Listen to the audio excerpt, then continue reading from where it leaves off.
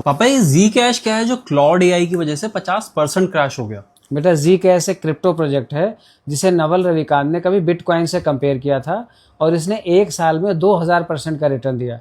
पर 4 जून को कुछ ही घंटों में ये 50% के आसपास गिर गया।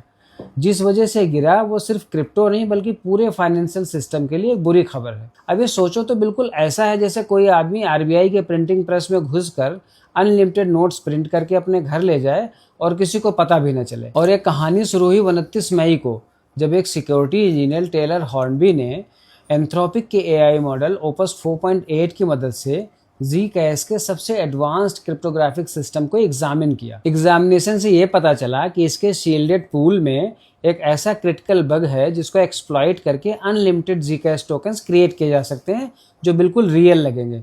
हालांकि उस बग को फिक्स किया जा चुका है अब, क्योंकि Zcash zero knowledge proof technology पे बेस्ड एक प्राइवेसी कॉइन है जो ट्रांजैक्शंस को प्राइवेट रखता है।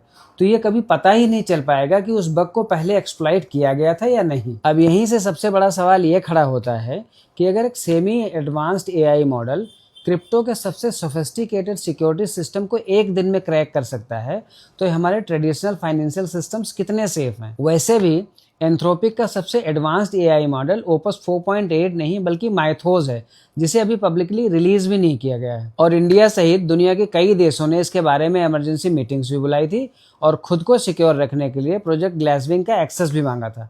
ये बातें हम अपनी पिछली एक वीडियो में कर भी चुके हैं। इसीलिए आम लोगों के लिए बहुत ज़रूरी हो जाता है कि वो किसी लूज फाइनेंशियल प्रोडक्ट पे आंख बंद करके भरोसा ना करें और जब भी कभी अपना क्रिप्टो एक्सचेंज चुने तो बहुत सोच समझ के चुने।